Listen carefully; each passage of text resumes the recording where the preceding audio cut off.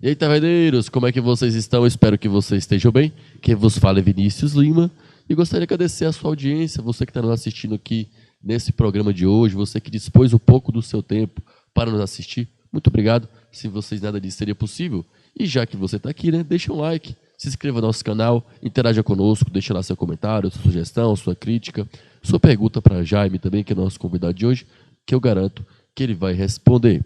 Dito isto, vamos começar a apresentar o nosso convidado de hoje, que é o famigerado Jaime dos Abelê, que é muito conhecido lá na região. Jaime, boa tarde, meu irmão. Como é que você está? Boa tarde, é um prazer estar aqui com você. Eu sou Jaime Zabelê, há 4 anos já iniciei um trabalho comunitário lá do bairro Zabelê. Sou morador da Vila Serrana e foi em decorrência da pandemia, algo que aconteceu naturalmente por uma necessidade das pessoas que estavam confinadas. Não sabíamos o que estava acontecendo de fato, né? Aquele desespero, angústia por parte de muitas pessoas e muita gente confinada. E aí criamos um pequenino grupo de WhatsApp, e a partir dali as pessoas começaram a interagir umas com as outras. Houve a necessidade de se colocar o alimento dentro de casa, principalmente para quem não tem uma renda fixa, não tem um aposentado dentro de casa ou alguém que tenha uma renda.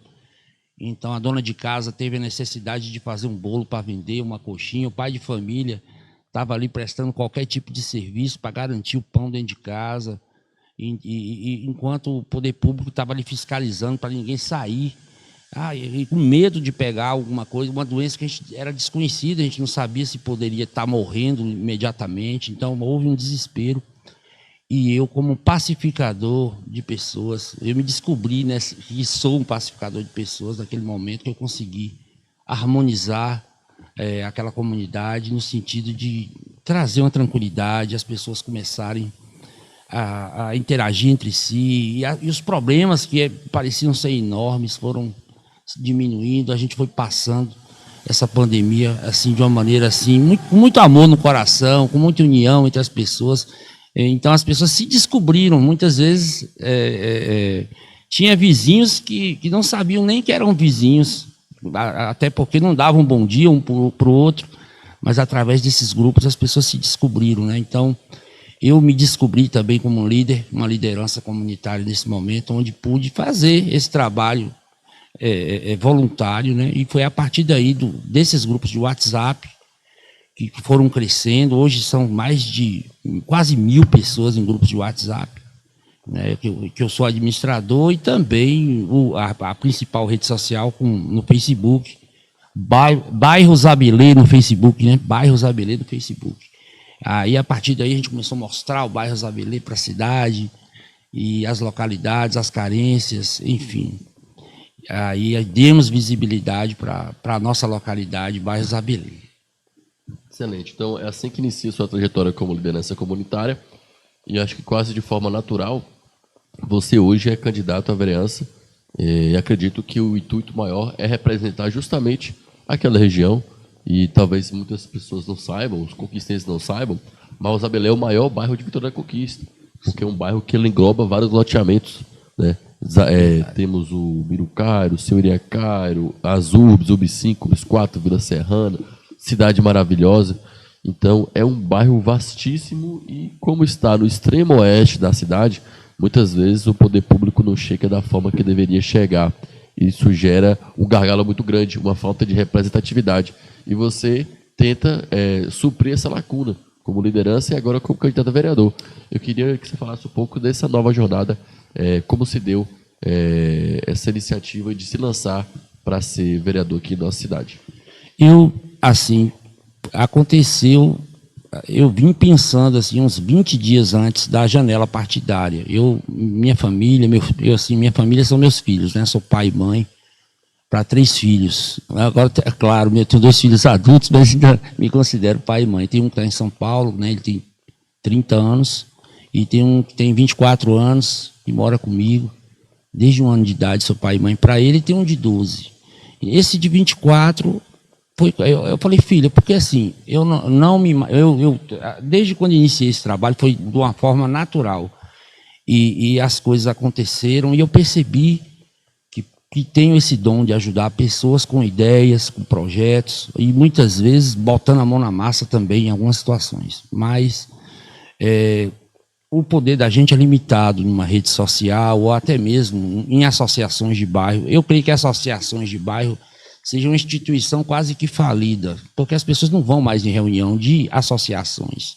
Hoje a rede social une as pessoas de uma forma muito mais efetiva do que as reuniões das antigas associações de bairro. Eu acho que com o tempo vai acabando. Pode até ser que permaneça, mas assim, a efetividade daquilo, assim, o engajamento, né, numa linguagem mais atual, de pessoas é mínimo. Poucas pessoas vão em reuniões de associação de bairro. Porém, se você tem um trabalho nas redes sociais, muita gente está vendo, me chama a atenção. Aí você dá visibilidade. E aí você vai estar mostrando assim as carências de uma coisa, de outra, que pode ser melhorada. Então, foi aí que começou tudo, desse jeito.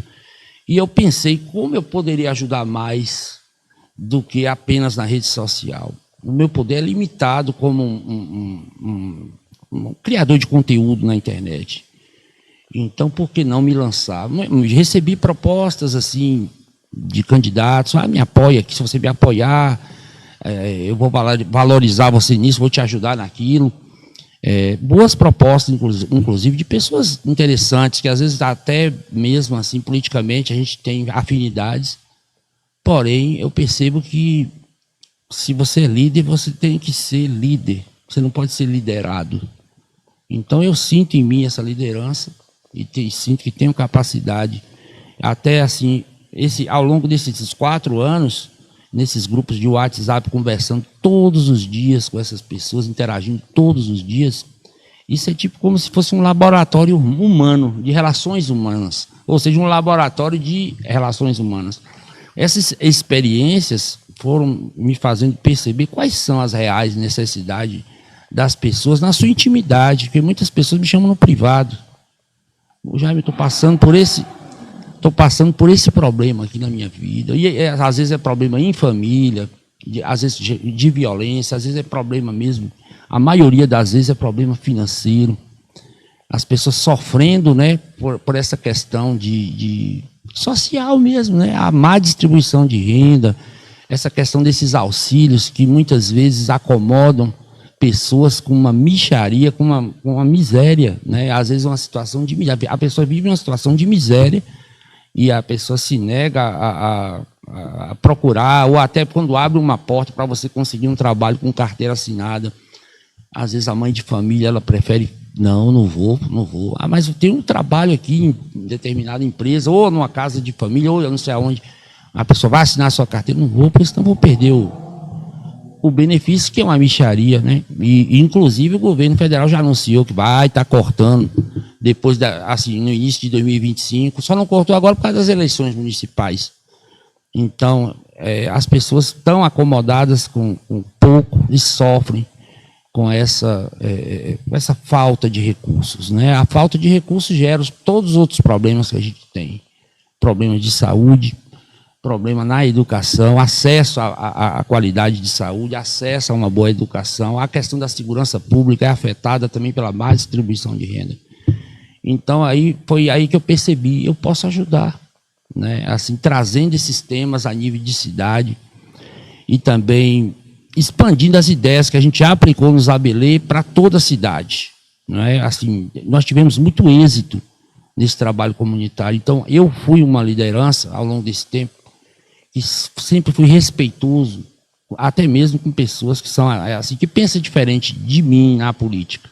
Eu tenho um lado político, eu sou uma pessoa de direita, mas não sou radical e converso respeitosamente com qualquer pessoa de esquerda, e tenho amigos que são de esquerda, tenho parentes que são muitos parentes que são de esquerda, e eu acho que a base de tudo é o respeito. Quando você respeita o ser humano que está por trás daquela ideologia ou daquela filosofia política, então o respeito é essa base que vai te dar assim, o acesso àquele ser humano. Por que ele pensa assim? Ele pensa porque ele tem as razões dele pensar e a gente precisa respeitar isso. E quando você respeita ali, você entra naquele mundo. Você vai colocar o que você é e ele também vai entender, vai te compreender por que você é do jeito que é. Então vivemos momentos complicados também nesse sentido das relações humanas, e que está muito essa polarização, né, que descrita como, denominada como polarização, tá aí muito mais para separar as pessoas do que para unir. E a gente precisa muito estar unidos, né? O trabalho comunitário que eu fiz, que eu te contei aí mais ou menos a história, se não fosse a união, as pessoas, muita gente poderia ter, como a gente viu relatos aí, muita gente cometer suicídio ou bater um desespero, né? E, enfim, a união realmente, em momentos difíceis, é essencial para o ser humano. Jaime, você falou um pouco sobre a questão das associações, como instituições quase que falidas, instituições que têm pouco engajamento, pouca representatividade, pouca participação.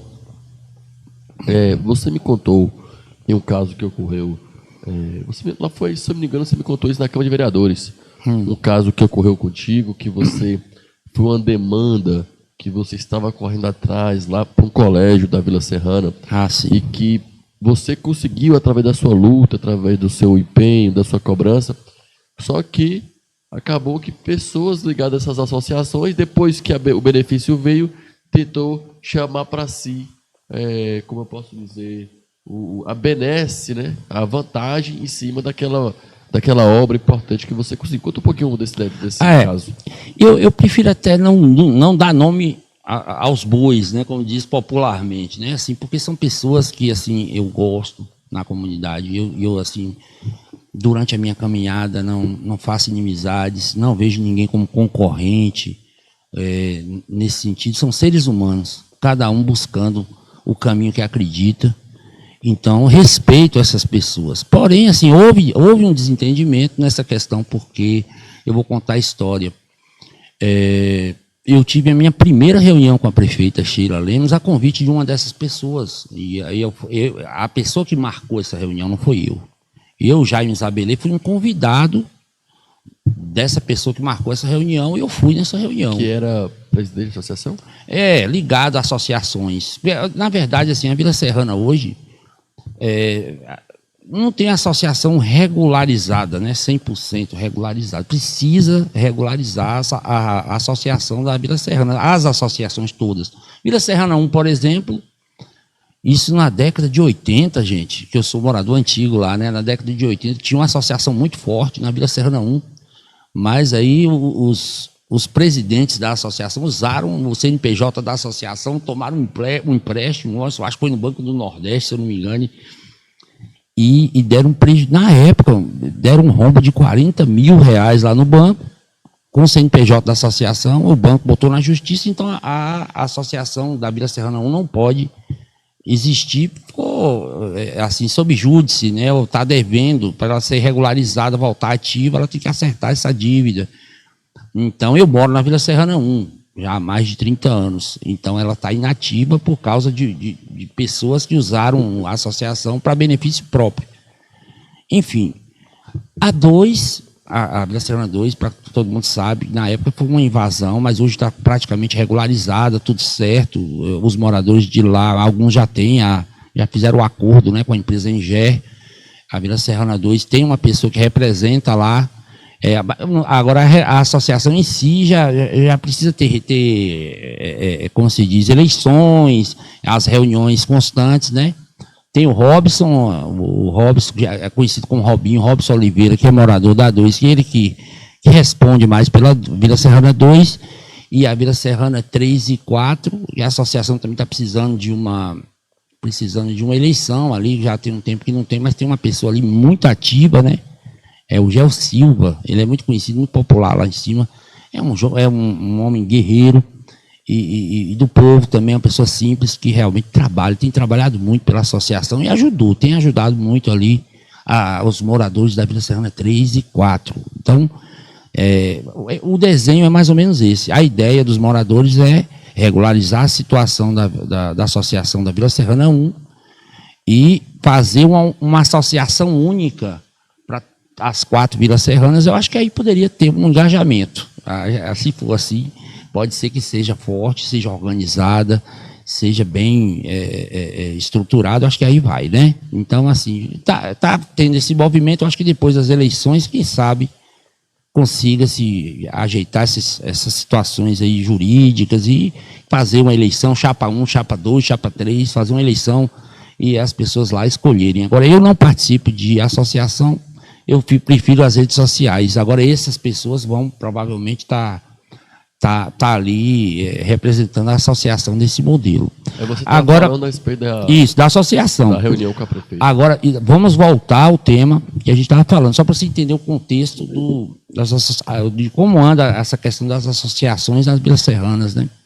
Agora, sim, essa reunião com a prefeita, eu levei algumas pautas, mas a principal pauta que eu levei é a seguinte: as crianças da pré-escola do colégio Frei Serafim, elas estudavam, assim, já é uma herança do governos passados municipais, né? No caso, Guilherme Menezes, José Raimundo Fontes, os governos do PT. As crianças do colégio Frei Serafim estudavam na associação, na sede da Associação de Moradores da Vila Serrana 1, né? Estudaram lá por muitos anos, de maneira improvisada, porque o espaço do colégio, o Colégio Frei Serafim, ele foi construído, mas não tinha um espaço infantil.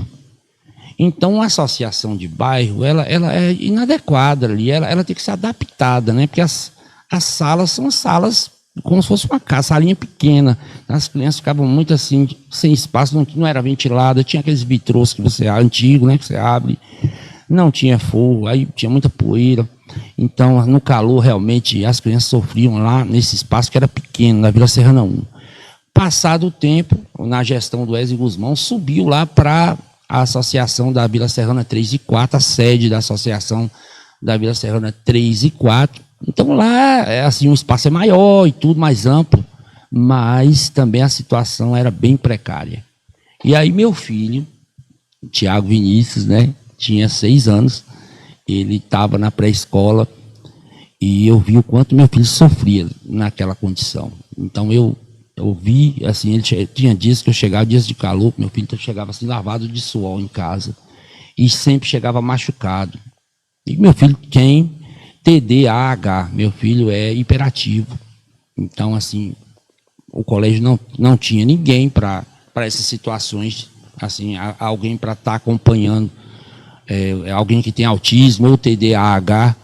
Então, o TDAH do meu filho é bem leve, mas ele era muito agitado. Ele sempre machucava alguém lá e chegava em casa machucado. Ele com 6 anos de idade e tudo suado, quando era calor. E, às vezes, no frio, ele ficava com frio dentro da sala, mesmo levando blusa. Então, eu via assim, muita poeira, muito, assim, aquele local totalmente insalubre, e o desconforto daquelas crianças, e o desespero até mesmo da diretora na época. Eu ia conversar com ela, ela falou: Jaime, eu não sei o que fazer, tanto menino voltou para ficar louco aqui. Ela confessava: eu estou aqui porque me botaram aqui. Tá? Assim, em conversas que eu tinha com a ex-diretora, que eu acho que não é mais. Aí o que acontecia? Eu tive que tirar meu filho de lá e coloquei em um colégio particular. Um colégio onde ele... Aí eu falei: não, vou fazer um esforço, vou botar meu filho no particular. O problema do meu filho eu resolvi. Mas quando eu olhava para aquelas crianças, em torno de quase 200 crianças, falei: e aquelas crianças? Pô, eu resolvi, vou deixar essas crianças desse jeito. Então, achei assim, a educação para mim é uma prioridade número 1 no desenvolvimento do ser humano. E criança, para mim, é meu coração. Então, aquele me tocou fundo. E na primeira reunião que eu fui convidado, que não foi eu que marquei, essa pessoa marcou uma reunião com a prefeita e eu fui como convidado, eu levei essa pauta: construção de salas de aula para módulo infantil do Colégio Frei Serafim dentro do espaço do colégio. Eu levei essa pauta para a prefeita, ela olhou, expliquei para ela, do mesmo jeito que eu estou te explicando, essa condição e tal. Tudo que eu te falei aqui, eu falei para a prefeita, olhando assim nos olhos dela, e ela se sensibilizou, e ela: não, tem que resolver. Mas como é que vamos resolver? Aí que ela ligou para o pessoal lá para o próprio secretário, né, o Larry, né? Ligou para o Larry e agendou lá uma reunião para a gente estar indo, para mim estar explicando para ele. E ele ficou de fazer um estudo também, avaliar se haveria essa possibilidade de estar construindo, né, essas salas de aula para dentro do espaço do colégio, porque se lá teria terreno para isso. Eu aleguei, tem terreno, porque tanto é que o ginásio do colégio foi construído fora do espaço do colégio por causa de 2 metros apenas, né? O projeto, que é um projeto padrão, por causa de 2 metros, o ginásio foi construído lá no Senhorinha Cairo, inclusive foi depredado e fica longe, distante do colégio. Isso é terrível, né? O esporte deveria estar dentro do colégio e está distante do colégio e está lá aberto. Hoje está servindo aí. Ponto de droga. Infelizmente. Né? Então, eu sabia que tinha esse espaço, porque se só faltou 2 metros, vai caber muita sala de aula. Eu falei, dentro do espaço, tenho certeza que tem. E dentro do espaço do colégio, tenho certeza que vai ter espaço para o módulo infantil do Colégio Frei Serafim. Falei para a prefeita, ela falou, mas isso a gente precisa desse estudo. Eu vou encaminhar vocês para um estudo, junto com o secretário, e depois ele vai me retornar com isso. Só que aí que está o problema, né? O meu desentendimento com essas pessoas foi porque quando chegou esse momento de ter a reunião com o Larry, com o secretário Larry de Educação, que ela me encaminhou para levar, eu fui impedido de ir para essa reunião. Por essas pessoas, essas lideranças comunitárias, né, me impediram. Falou porque eles queriam que continuasse lá o espaço do colégio lá por causa interesse pessoal deles, né, talvez, né? Que aí eu também não vou nem entrar nesse mérito, como eu te falei, né? São pessoas que eu admiro, que eu gosto, mas infelizmente eu acho que como todo mundo erra, né? Erraram, eu da minha parte perdoei, mas fiquei muito chateado, mas muito chateado mesmo, tanto é que eu fui saber depois. Eu fiquei sem saber, marcou a reunião para quando? Aí, como foi essa pessoa que agendou, aí entraram em contato com ele, falaram a reunião com o Larry é tal dia, e ele não me passou. Então ele que foi, e foi lá pedir para manter lá no espaço da associação. É o módulo infantil. E aí foi pedir isso. Porém, aí que está, eu assim, pessoalmente falei para a prefeita, recentemente, lá na sede do PL, né, eu peguei o microfone, quando chegou na minha vez de fala, eu agradeci a ela por isso, porque ela teve a sensibilidade, né? Porque assim, ela viu que o que eu falei tinha sentido, ela se sensibilizou com as crianças, a prefeita Sheila sensibilizou assim, com a questão do sofrimento das crianças dentro de uma sala de aula, a qualidade desse ensino para as crianças e também o acolhimento dessas crianças. Ela se sensibilizou e eu tenho certeza que foi ela. Eu não posso responder por ela, mas não sei se foi o secretário, se foi ela. Passado o tempo, eu me surpreendi com a placa lá em frente ao colégio. Então, assim, a coisa que, quando eu olhei, aquela placa, R$404 mil a obra, 4 salas de aula para as crianças. Aí, tipo assim, eu fiquei muito feliz. Feliz mesmo. Independente de qualquer coisa, eu falei, estou feliz. Consegui o meu objetivo. Né? Usar a minha liderança, né, a minha voz, para defender o interesse daquelas 200 crianças que eu deixei lá, sabe, deixei lá. Isso até me emociona, né, eu fico assim, me emociono de verdade, de coração, porque criança, para mim, eu levei meu filho, como se estivesse resgatando meu filho, de um lugar tão triste, assim, tão ruim, e vi o sofrimento daquelas crianças ali. Elas ficavam assim, na porta, a porta estreita, elas ficavam assim, com as mãozinhas querendo sair. Cadê mamãe? Quer sair, quer sair. Aquele monte de crianças. E o segurança patrimonial aí contendo elas ali. Então, assim, eu consegui.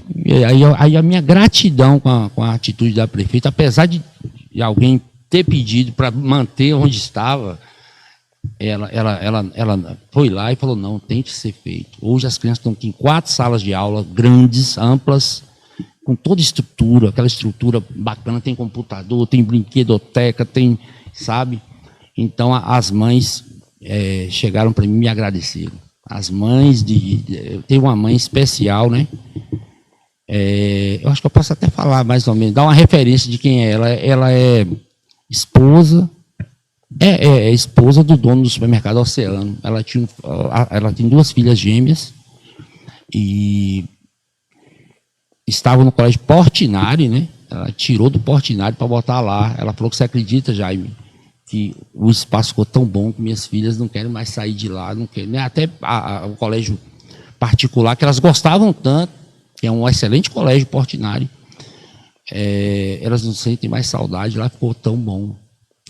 E assim, eu estou com você, Jaime. Eu vou unir as mães, todas as mães aqui dessas crianças, eu vou estar unindo, e eu quero ser o santinho, porque você merece.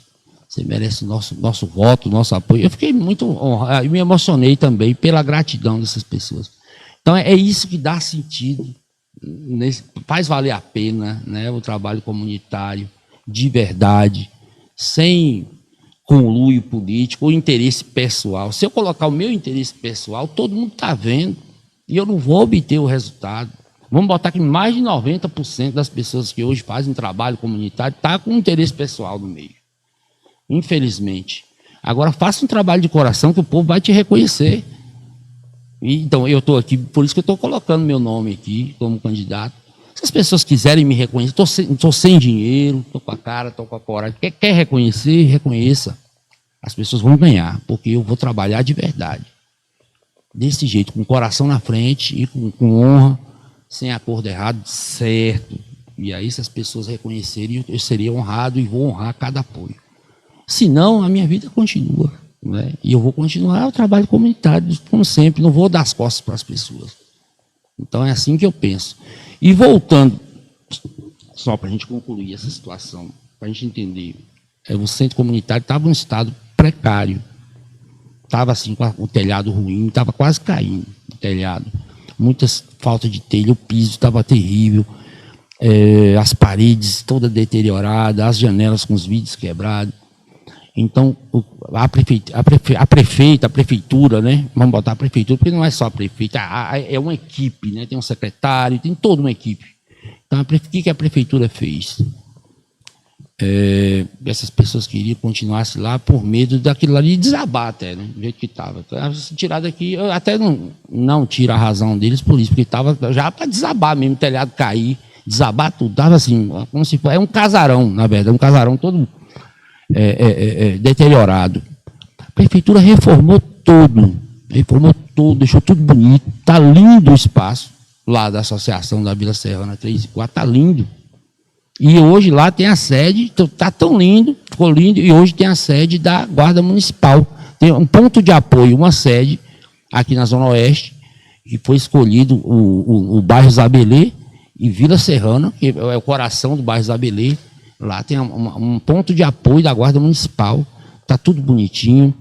E hoje o presidente da associação atual é o Gel Silva, ele cuida de verdade, ele tem um trabalho dele, ele trabalha, acho que é com segurança, tem um trabalho dele de segurança, e quando ele não está trabalhando no trabalho dele, ele está ali, na associação, o tempo todo zelando, cuidando. Então as pessoas fazem eventos lá, está maravilhoso o espaço, perfeito.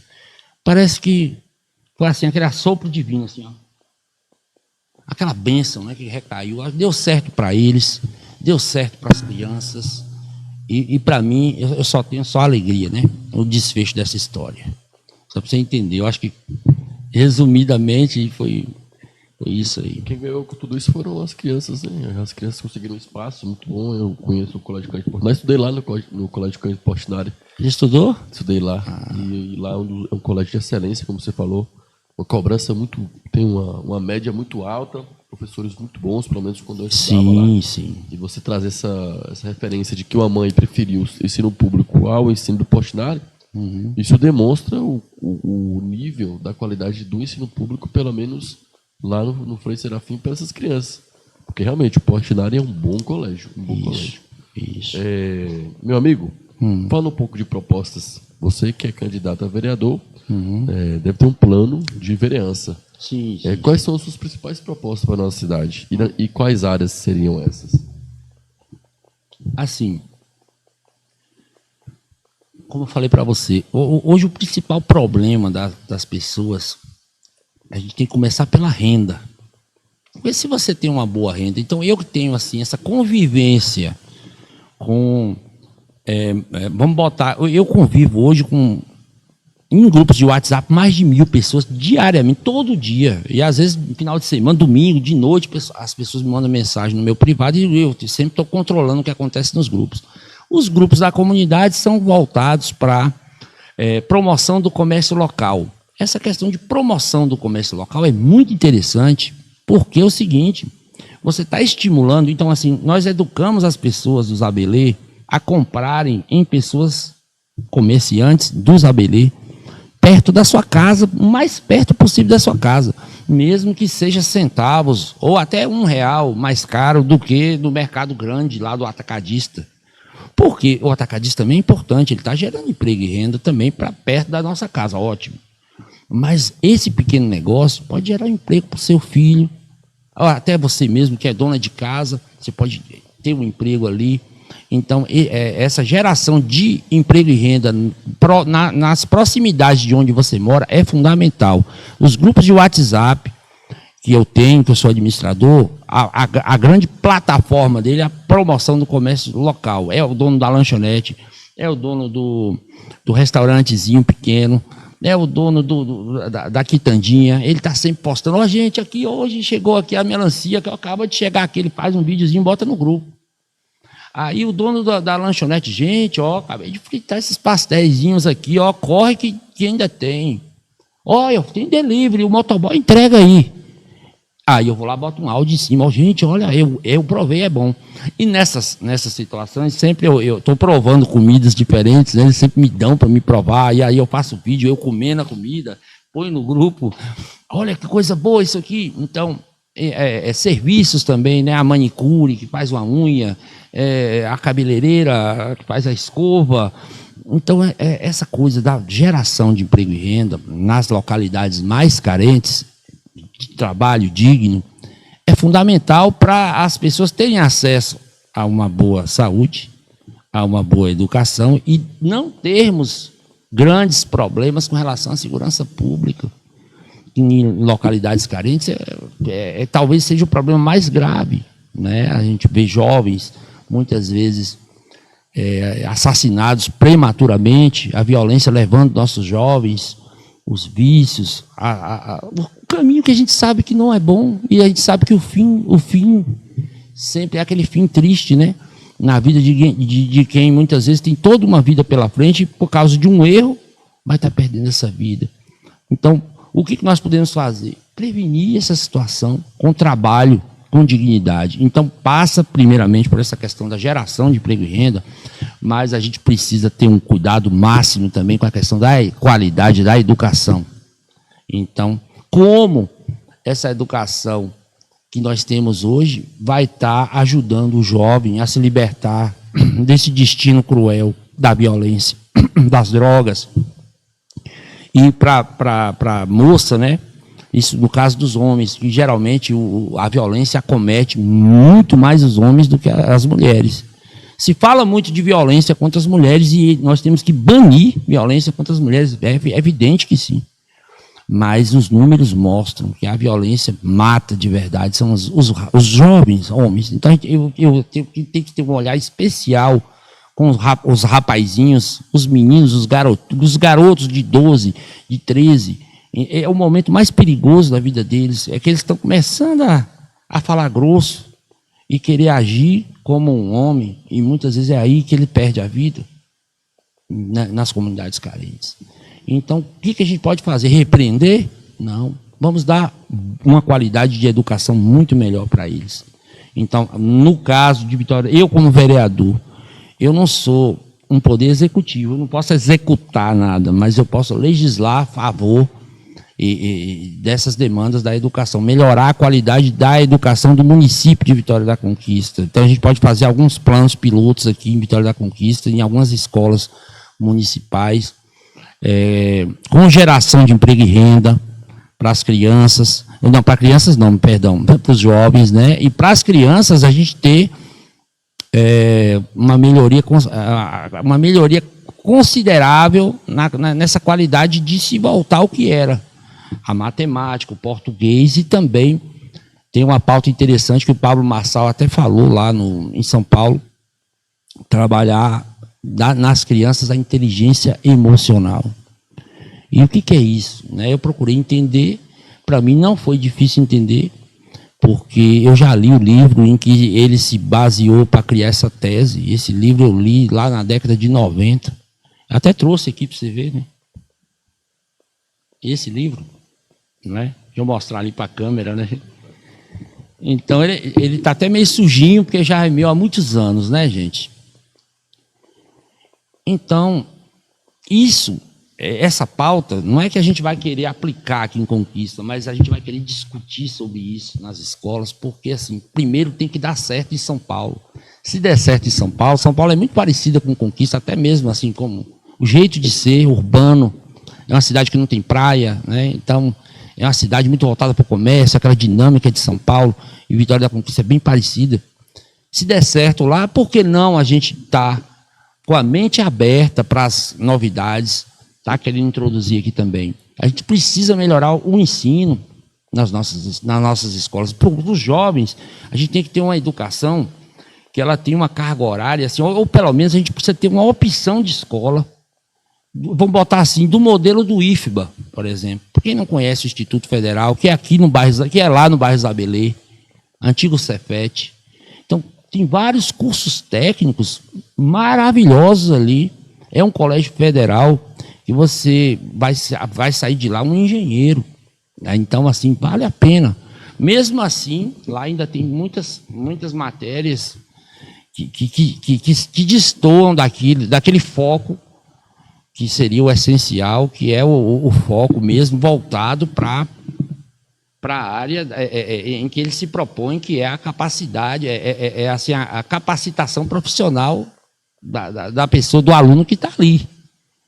Entende? Então, assim, o que nós precisamos, urgente, é estar discutindo esse tema primeiro. Nada pode ser imposto. E eu vejo assim, Vinícius, eu acho que, como eu estava falando, nada deve ser imposto a ninguém, nada deve ser obrigatório. A gente vive numa democracia. Se nós queremos melhorar a educação, tem um exemplo muito bom para a gente falar sobre isso, a questão do que tem acontecido lá no estado do Paraná. Então, o Paraná, vamos botar 6 anos atrás, ele estava em 6º lugar no IDEB brasileiro. O Paraná é um estado bem, assim, a estrutura dele, o PIB do Paraná é muito bom, né? A renda per capita lá é muito boa, né? Cidades maravilhosas lá, Curitiba, etc. Então, assim, o governador do Paraná, eu vi a entrevista dele, achei muito interessante, tem até esse vídeo. Então, eu vou mandar para você, em off. E o governador lá é o filho do Ratinho, né? Ratinho Júnior. Ele implementou lá, ele começou a fazer uma experiência, ele foi implementando aos poucos. Ele implementou colégios cívico-militares. Ele começou implementando 1, 2, 3, aí foi crescendo. Conforme ele só construía mais um se tivesse, por exemplo, fila de espera nesse terceiro ou quarto, né? Vamos botar. Tem fila de espera, eu vou construir mais um. O dinheiro da educação, eu vou construir mais um. Ele foi construindo, e aí pegou aí policiais militares aposentados, que já estão aposentados, que eles se aposentam um pouco mais cedo, né? Alguns, acho que 55 anos, em alguns casos, contratando esses policiais para trabalharem diretamente no colégio cívico-militares e também professores de várias áreas de ciência, de matemática, de português, assim, especializados também, e também com foco nessa questão de cursos técnicos dentro do colégio militar, cívico-militar. Então, assim, hoje são 312. Então, ele começou com 5, 6, conforme foi crescendo, está em 312, ele falou assim, não sei quando eu vou parar. Eu só vou parar quando pararem de fazer fila querendo vaga aqui. Então, isso significa o quê? Que está livre para o cidadão escolher. Se ele gosta do modelo atual, que ensina as ideologias. Hoje, por exemplo, vou dar um exemplo aqui, só para a gente entender, o Colégio Padre Palmeira, que fica dentro do bairro Zabelê, eu estive lá conversando, conversei inclusive com a diretora, logo quando inaugurou, fiz entrevista com ela, não quis nem publicar a entrevista, até porque, assim, é aí que está o lance que me desagradou. Eram 10 matérias no colégio Padre Palmeira. A estrutura ficou sensacional, a reforma foi bonita, mas quando eu entrei dentro do espaço do colégio, aquela estrutura linda, já tinham jovens lá, e homens adultos, inclusive, falando que ia... Eu não sei como é que é. Pichar? Pichar significa assim... Grafite. Grafitar as paredes. Já ia começar a fazer aquilo. E assim, eu vi jovens usando cigarro assim, lá dentro do espaço do colégio. E lá eu fui informado, eu fiz questão de perguntar isso, inclusive para a diretora, porque eram 10 matérias para o ensino médio, e agora são 22 matérias. E dentre essas 22 matérias, tem uma que chama LLES, tem uma que chama PQP, eu acho que é pipa, aí os alunos chamam de pipoca. E aí eu conversando com esses alunos, eles me disseram o seguinte, que dentro quando tem a aula dessas matérias, eles ficam assim, tipo, batendo papo, discutindo as ideologias. A professora não sabe nem o tema, a professora dessas matérias novas não sabe nem o tema que vão estar se falando ali. Ela fica até a professora, que é professora da matéria nova, ela não sabe conduzir a aula direito, porque até ela fica confusa. E aí, assim, muita discussão desnecessária sobre as suas origens. Tem uma que é ligada para você saber qual é a sua origem, não? Se você faz parte de algum povo originário. Por exemplo, eu sei que eu sou descendente de índio, mas sou descendente de índio e de europeu. Tenho descendência portuguesa, espanhola e indígena. Então eu sei minha árvore genealógica. Mas o que isso vai agregar para mim dentro do mercado de trabalho, que é o que eu preciso para me sustentar com dignidade, com honestidade e sustentar quem depender de mim? Se eu botei filho no mundo, eu tenho que arcar com a responsabilidade dele. Eu sempre digo para jovens, pais, etc. Você botou filho no mundo, não é você pagar R$100, R$200 de pensão e achar que está o suficiente, não. Você botou no mundo, você tem que cuidar dele o resto da vida dele. Então, se cuidar, bota ele na sua casa. Se não deu certo o relacionamento, aí você vai ficar pagando pensão. Não, você botou ele no mundo, cuida. E eu cuido de... Meu filho tem 24 anos, a mãe foi embora, deixou ele comigo. Tenho amizade com ela, hoje ela mora em Portugal. Está bem de vida, mas ela deixou ele comigo e foi embora. Com 1 ano de idade, sou pai e mãe para ele. O que tem 30, está em São Paulo, ficou comigo até os 11 anos. Aí a mãe veio e buscou. Esse que tem 12, que mora comigo, a mãe está presente, mas ele mora comigo. Então, assim, a importância da gente cumprir o nosso dever na sociedade de verdade. Então, para isso, eu preciso de quê? Renda para me bancar meu filho, não deixar nada faltar para ele.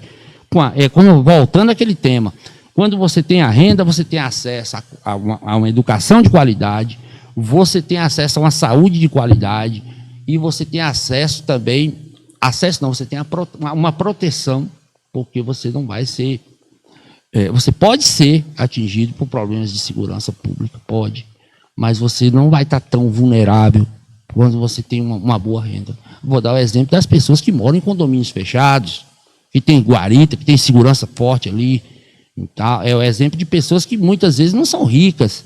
Né? Eu tenho uma irmã minha que ela é funcionária da prefeitura, como eu também sou. Vou falar um pouco também de mim sobre funcionário, sou concursado pela prefeitura, vou explicar isso na sequência. Então, minha irmã hoje, ela vive num condomínio fechado, com simplicidade, mas ela tem segurança. Mas se ela não tivesse a renda, ela não ia ter acesso a essa segurança. Então, tudo está voltado a essa questão da renda e também da educação de qualidade que encaminha para o mercado de trabalho. Então, essa é uma pauta que eu não vou deixar de lado, é uma pauta que eu, estando na Câmara, eu vou lutar muito, porque eu não quero ver nossos jovens aí, como eu vejo, falei para você que eu tenho os grupos WhatsApp, então são mães que vêm chorar no meu privado, por causa da violência.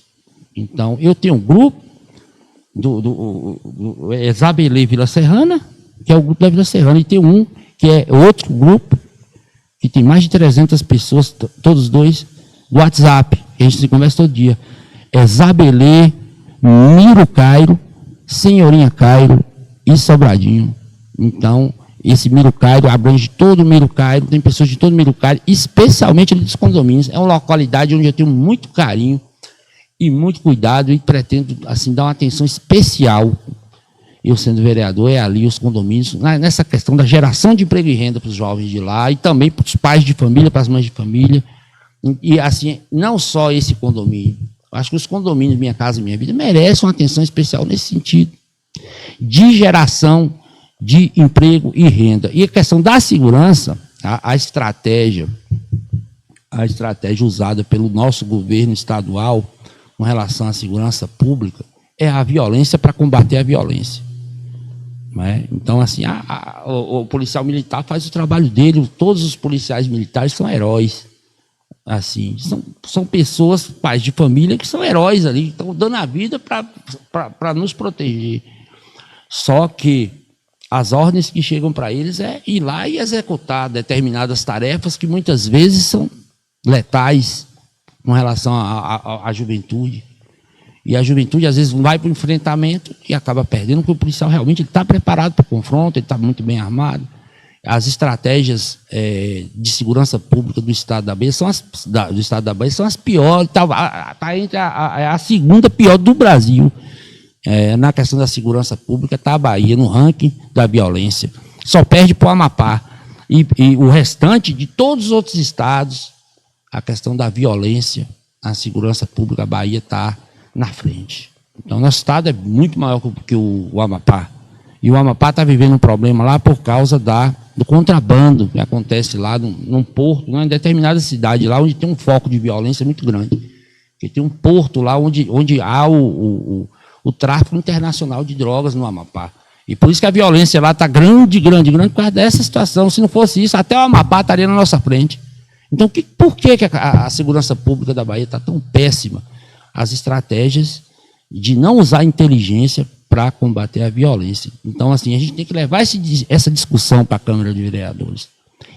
Estratégias de inteligência, ou seja, vamos começar com a geração de emprego e renda para o jovem. Vamos querer esse jovem, dar opção para esse jovem trabalhar honestamente e não usar uma droga, não é? Ele vai ver ele vai entender que a droga é ruim, não é? A droga vai fazer mal, a droga pode tirar a vida dele, não é? Entendeu? E tratar seres humanos como seres humanos. Então, a gente tem que sentir a dor. Muita gente fala, morreu bandido, mas era bandido. Gente, é um ser humano. Não é? Todo mundo tem que ser tratado como ser humano. Não é? Então, a gente tem que ter essa consciência. A gente tem que zelar pelas próximas gerações que estão confusas com a educação pela internet e a educação péssima aqui nas nossas escolas públicas, especialmente as do Estado, né, onde o próprio governador declarou que uma educação que reprova é uma educação opressora. Eu não entendi nem o que ele quis dizer. Eu achei virou meme, né, na internet. Com todo respeito ao governador, não tenho nada contra ele, mas eu acho assim, a educação é o alicerce da casa, de uma sociedade sadia. Então a gente precisa dar uma educação que prepare o ser humano para ele ser produtivo num mundo globalizado, onde se você não trabalha, não produz nada, você vai ser engolido, né? Nessa concorrência mundial, aí os chineses loucos para tomar posse do Brasil e nos escravizar com tecnologia, porque eles produzem tecnologia e chegam aqui com muito dinheiro para despejar esse dinheiro nas mãos de grupos, pequenos grupos que detêm o poder, pode chegar aqui e nos escravizar. Se a gente não se preparar para o mundo que vem por aí, a gente precisa aprender a trabalhar, precisa entender as novas tecnologias, precisa entender robótica, essa questão do marketing digital, você aprender a vender na internet. Essa janela tem que ser uma janela aberta, dentro da escola para o jovem, porque o jovem está mexendo no celular o tempo todo, mas perde esse tempo todo no TikTok, vendo dancinha, não sei o quê, o meme. Por que ele não está aprendendo robótica? Porque o TikTok da China ensina robótica, ensina o marketing digital. O chinês está vendendo como nunca e produz e vende lá as bugigangas deles e estão nos engolindo. A gente tem que abrir os olhos para essa realidade e assim salvar vidas, porque essa vida recuperada, com certeza, ela vai valer muito para nós. É a vida de um jovem. E às vezes pode ser a minha vida, a sua vida, porque a gente pode ser vítima da violência de um jovem desse. Então, a inteligência usada para combater a violência, ela tem que ser levada à discussão, não só na Câmara de Vereadores. Eu vou começar, se as pessoas me escolherem, eu creio que muita gente já está me escolhendo. Se me der essa honra, eu vou começar pela Câmara de Vereadores. Mas se o movimento crescer, eu vou aonde for estar levando essa discussão, porque às vezes é uma missão de vida. Eu encaro tudo isso como uma missão de vida. E boto, sou cristão, boto o Pai Celestial aqui no meu coração. Aqui. Assim, fui educado no Colégio Sacramentinas, tive a minha educação inicial, a minha alfabetização, fui alfabetizado no Colégio de Freiras, onde eu chegava lá todos os dias, no horário, mais ou menos 20 minutos antes de iniciar a aula, a gente orava o Pai Nosso, mais de 1000 alunos naquele pátio das Sacramentinas, todos enfileirados, em silêncio absoluto, orando o Pai Nosso. Depois Ave Maria, e depois hasteava a bandeira e a gente cantava o hino nacional. Depois batia a mão no peito, ia para a sala de aula. E lá o respeito imperava dentro daquela escola. Respeito pelas madres, pelas freiras, pelas professoras, pelos colegas, pelo espaço comunitário na hora do recreio. Eu aprendi esses valores dentro da escola. Eu não pude estudar lá, assim, durante toda a minha vida, porque meu pai tinha uma oficina de carro, né? Era Seu Antônio Pitanga, muita gente conheceu ele. Chapari e Pintura, lá na Anísio Teixeira, né? Então, seu Antônio, ele rebolou para me botar nessa escola por causa da minha mãe. Minha mãe que brigou com ele, que eu estudei, ele estava num colégio que chamava Mário Batista, Mário Batista, porque nessa época eu morava na Urbizum, no bairro Candeias, fui criado lá. Nasci em São Paulo, vim para cá, com 3 anos de idade, para Urbizum, morei no Candeias até os 20 anos, e depois vim para o Zabelê. Então lá eu fui estudar no Mário Batista, mas a qualidade na época era péssima, eu não estava conseguindo assinar meu nome, minha mãe brigou, Dona Alice brigou, aí meu pai me botou nessa escola, e eu estudei lá até a 3ª série. Na 4ª série em diante, eu fui para o Colégio Normal, onde fui aluno da Selma, que hoje é a vice-secretária de Educação muito conhecida. Toda vez que a gente se encontra, é uma emoção para mim, e ela não esquece de mim até hoje, como aluno, e eu nunca esquecerei ela como professora, com o mesmo legado. Então, tudo aquilo que eu aprendi nas Sacramentinas, eu carreguei dentro do Colégio Normal. E aí, assim, eu tive essa oportunidade de ter uma boa educação. E eu sei o quanto uma boa educação faz a diferença na vida do ser humano. Você falou a respeito muito de educação aí, Jaime, e você tocou no Cefet. Importante salientar como essa pressão política local, ela é fundamental para trazer grandes equipamentos. O próprio Cefet mesmo, ele, para vir para a conquista, foi uma briga de Murilo Mármore enquanto prefeito. O Cefet, hoje o IFBA, a referência, mas antes era o Cefet. E o Murilo, ele brigava com o ministro da Educação, que na época era o ministro da Educação interino. Sim. Ele era Ubirajara Brito, para que essa instituição viesse para a nossa cidade, que seria muito importante. E o Murilo disse ter que vir para a Zona Oeste. O Murilo tinha grande preocupação em relação à Zona Oeste desde a década de 90. Que bom, eu não sabia disso. Mas olha que interessante. Você sabe qual foi as exigências para o Cefet vir para cá? Murilo tinha que entregar o terreno terraplanado, fazer a terraplanagem com água e luz. E assim foi feito. E o Cefet está lá. O que eu quero dizer com isso? Que tem que ter vontade política, vontade de querer fazer as coisas. Porque se Murilo não tivesse iniciativa, hoje não teria o IFBA lá da Zona Oeste. Não teria. Verdade. Então, você trouxe o caso do Padre Palmeira. É muito triste quando a gente vê uma situação dessa. É um colégio que ficou muito bonito, estrutura muito boa, mas entender que a educação, ela não é só a infraestrutura, é a qualidade de ensino, qualidade dos professores, qualidade da grade curricular, que infelizmente a gente sabe que a rede estadual é muito ruim, muito ruim, muito ruim. Eu falo por conhecimento de causa, estudei o ensino fundamental, uma parte do ensino público, e meu ensino médio foi no IFBA e no ensino superior fiz na UESB. Então eu sei a qualidade do ensino público e posso dizer que peca muito e todas as fases que eu passei. Muitas deficiências graves, infelizmente. Fala um pouquinho, ele está chegando no final do nosso programa, mas queria que você falasse um pouco sobre esse caso que está acontecendo com Sheila Lemos. Você que trouxe aqui o trabalho dela, você que construiu o relacionamento com a prefeita, e agora ela já se formou maioria do Tribunal Regional Eleitoral para que ela se torne inelegível. Você vem acompanhando esse caso, o que, é que você acha sobre esse brolho político provocado pela federação, que é o PT, PV e o PCdoB?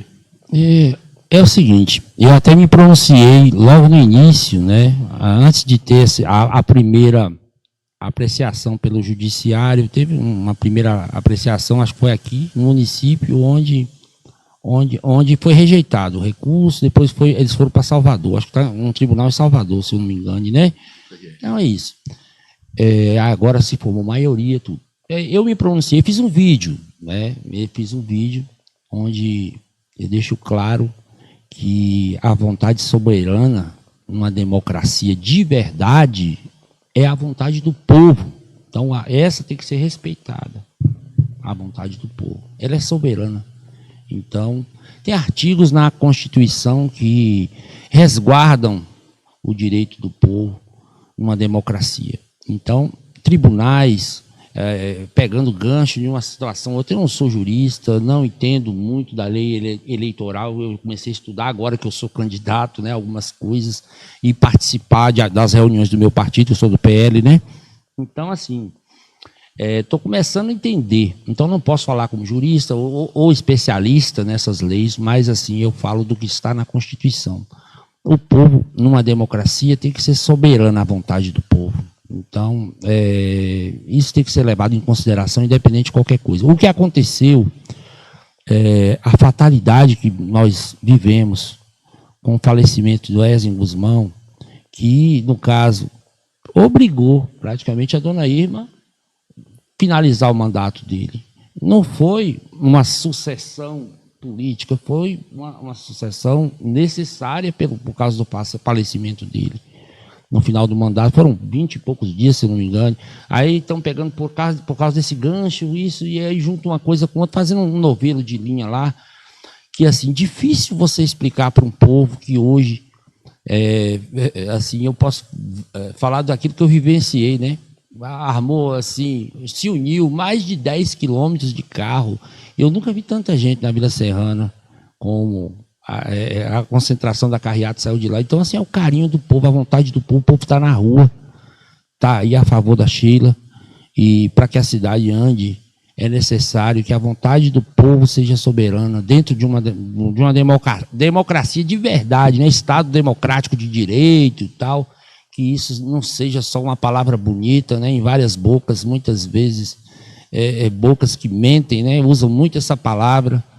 Hoje o Brasil também tem sofrido, né, com essa ditadura do judiciário em muitas áreas. A gente tem que ter atenção com relação a isso, né? Nós somos do povo e sofremos, porque a vontade do povo e a liberdade do povo, ela deve ser respeitada e soberana, né?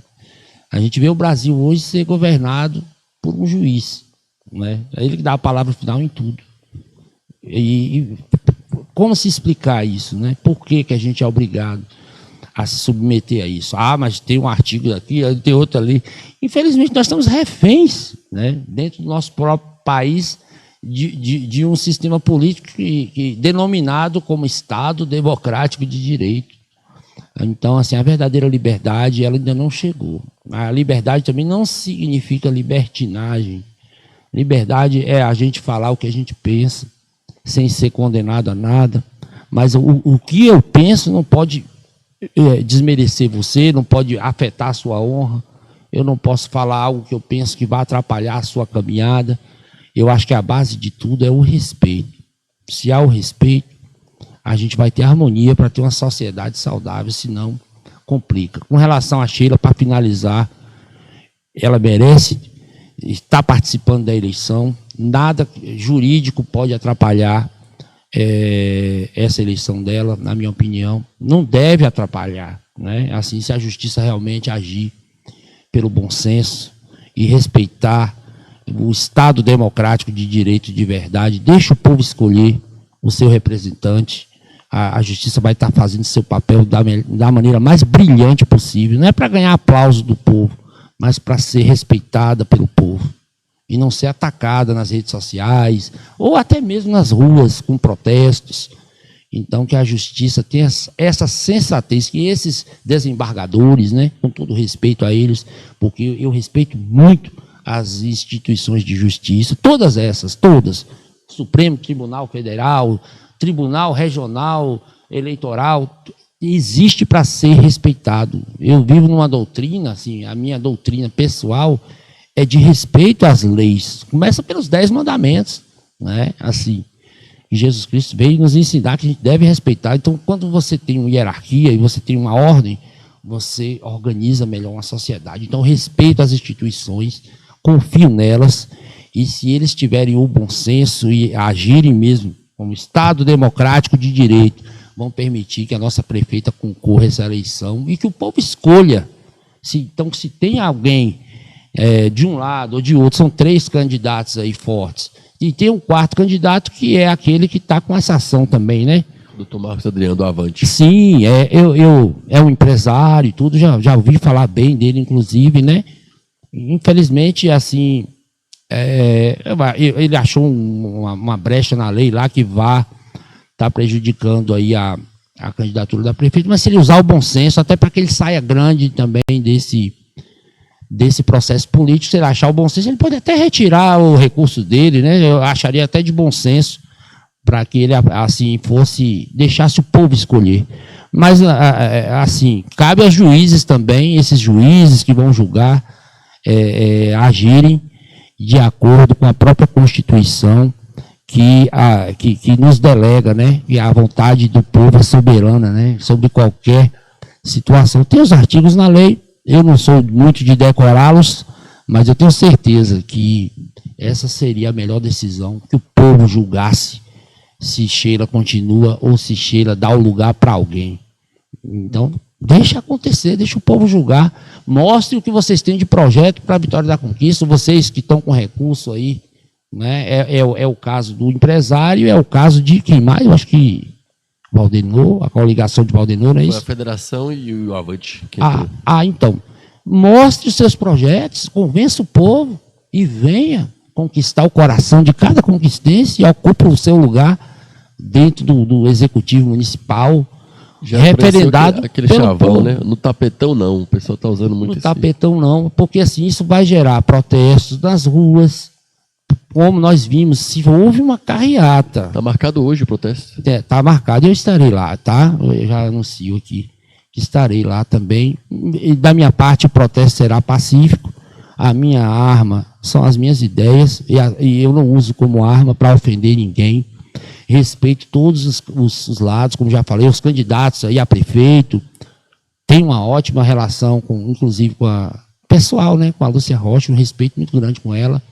Já conversei muitas vezes assim, pessoal, já conheço ela há muitos anos. E assim, respeito. O Valdenor Pereira também. Para quem não sabe, eu fui dono de uma banca de revista ali na Olívia Flores. A banca da Olívia está até hoje lá. Hoje ela está praticamente falida. Eu vendi para um homem, mas esse homem não deu andamento. Mas na época que as pessoas liam revista, era o point da cidade, o point cultural de Vitória da Conquista, era a minha banca.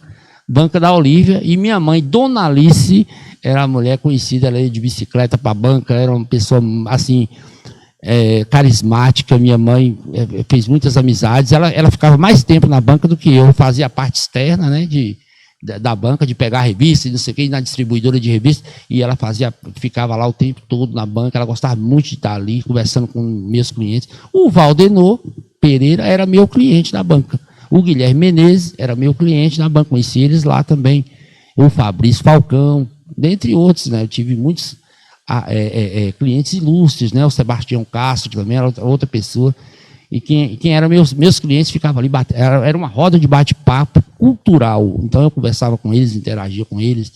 E, enfim, a gente tem essa história, né? De boas relações com pessoas que muitas vezes muita gente imagina, é do PT, é inimigo, você é do PL, você tem que ser inimigo. Não é. Eu vejo essas pessoas como seres humanos que pensam diferente de mim, merecem ser respeitadas, mas dentro de uma democracia, as minhas ideias, se forem melhores que as deles, que o povo escolher as minhas ideias, que prevaleçam as minhas ideias. Se as deles forem melhores e o povo escolher as deles, democraticamente, que prevaleçam as deles. E a gente também pode chegar no meio termo que seja bom para todos. Eu acho assim que o diálogo é muito importante. Jaime, está caminhando aqui para o final do nosso programa. Eu gostaria de deixar esse espaço para que você fizesse suas considerações finais, você deixasse um recado, uma mensagem, fique à vontade. Então, primeiramente, agradecer a você pelo espaço aqui. O Taverna realmente é respeitado aí como entrevistador de podcast e é um ser humano também que eu admiro, a amizade. E assim, gente, eu estou aqui como candidato a vereador, sou um líder comunitário, estou de coração leve, estou com muitas ideias na área de educação, de saúde, de geração de emprego e renda, principalmente como solução para os problemas sociais da nossa cidade, principalmente nas áreas carentes. Estando lá, não irei trabalhar apenas para o bairro Zabelê, mas meu foco é o Zabelê porque eu sou de lá. Então, assim, todo o trabalho que acontecer no Zabelê e der certo no Zabelê será plano piloto para as outras comunidades carentes de Vitória da Conquista. Isso pode ser muito bom. Nós temos um projeto de fazer um centro de lazer para o bairro Zabelê. Então, esse é um projeto meu, que eu, como vereador, eu posso estar discutindo isso na Câmara de Vereadores, que o vereador não executa, para deixar claro, o vereador fiscaliza o trabalho da prefeitura, ele é um fiscal, mas ele também pode estar levando projetos ali para ser, como se diz, analisado pelo executivo, e pode realmente acontecer ali um projeto que um vereador levar à discussão na Câmara. Então, tem um projeto de um centro de prática de esporte e lazer do bairro Zabelê, ali na praça da Vila Serrana 1, que hoje ganhou essa praça, é a Praça da Construlito, né? Ali tem um material de construção, ela fica em frente ao supermercado local, uma praça enorme, que fica na Vila Serrana 1. Essa praça, não tem nada na praça. Foi utilizada, né? Infelizmente. Em governos passados, eles fizeram até lá botaram uns pneus, botaram uns balancinhos, mas nunca teve nada nessa praça. Ela é um espaço, por ser grande, ali pode ter pista de skate, ali pode ter área verde, ali pode ter prática de quadra poliesportiva, quadra de futebol e futsal. Então, muito espaço ali para o esporte e também a pracinha para as pessoas passearem, um espaço para andar de bicicleta também. Então, projetos para ter um centro do bairro Zabelê ali, entre o UBS 4 e o UBS 5, Bateias 2, ter esse espaço de lazer ali nesse centro. Pessoas do Mirucai, todo mundo vinha, espaço de lazer ali. Isso dando certo ali, pode ser levado também para outros espaços da cidade.